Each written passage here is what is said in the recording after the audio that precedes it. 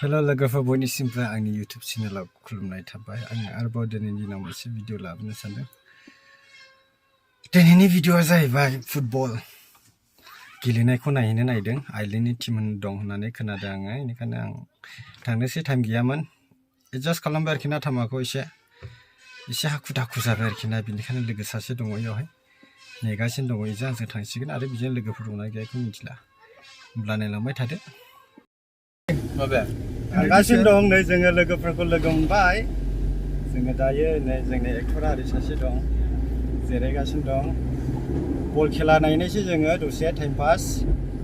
नायलांबाय थादो लोगोफोर माबायदि, आरो सोरबाफोर चेनेलखौ साबस्क्राइब खालामाखैब्ला साबस्क्राइब खालामना होदो आरो गाथाखौबो थुनानै होदो, जाहाथे आं भिडिअ हगारनायाव सिगां नोंसिनाव सहैनाय बायदि। ना माथो सार नंगौ दा? खेबसे हायनहरदो रायजोफोर। हायनहरदो जों थांगासिनो।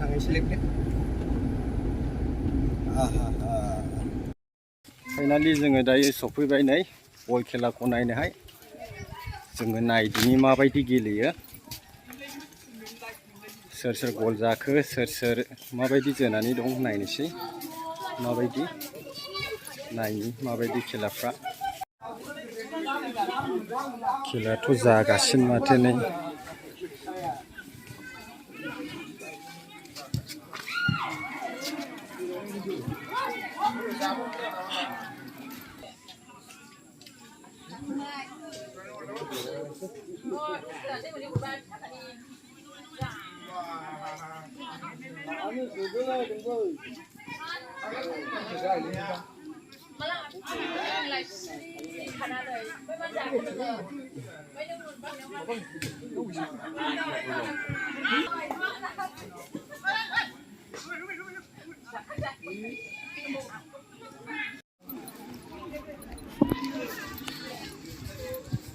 नायग्राफ्रानो बिराद गोबां दं माथो नै, मानसिफ्रा नायगासिनो दं नै।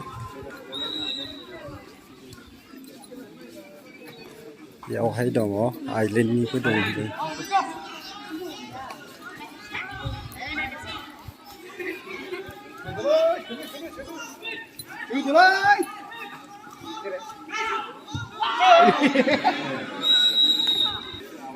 आइलेन्डनि मानसिखौ नायनो ना फैदोंलाय नै।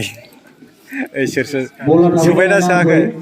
सोबाय गथामखासो देरहाखायो दा? इजिलै ने? आइये माथो ओंखारबाय नामा नोंलाय? ओंखारबाय? बरियाल' जोखायो नै बेगदाराबो देन्जार।